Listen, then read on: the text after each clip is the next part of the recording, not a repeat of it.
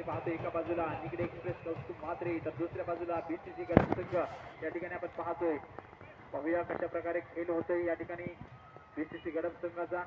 Strike एंडला आपण पाहतोय नित्यानंद पाटील.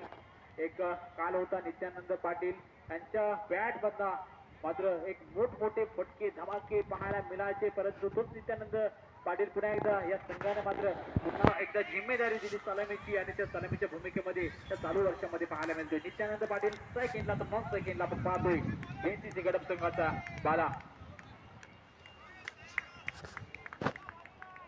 डावखुरा फलंदाज एका बाजूला उजव्या हाताचा फलंदाज. पहिला चेंडू या ठिकाणी आपल्याला पाहायला मिळतोय कौस्तुभ याचा. तर एक फटका या ठिकाणी, परंतु आपण पाहतो या चेंडूवरती किती धाव मिळतील. तर केवळ एक धाव घेतली जाते. एका धावेने मात्र श्री गणेशा केला जातोय. हात खोललं जातंय बीसीसी गडप संघाचं. स्ट्राईक एंडला आपण पाहतोय जयेंद्र उर्फ बाला बीसीसी गडप संघाचा एक हार्ड हिटर फलंदाज. आज कर्णधारानं सातत्याने आपण पाहायला गेलं तर मनीष सलामीच्या भूमिकेमध्ये आपल्याला पाहायला मिळायचा, परंतु या ठिकाणी कर्णधारानं थोडंसं चेंजेस केलं आणि मनीषाला नंबर 3 ची भूमिका दिली आणि आज आपण पाहतोय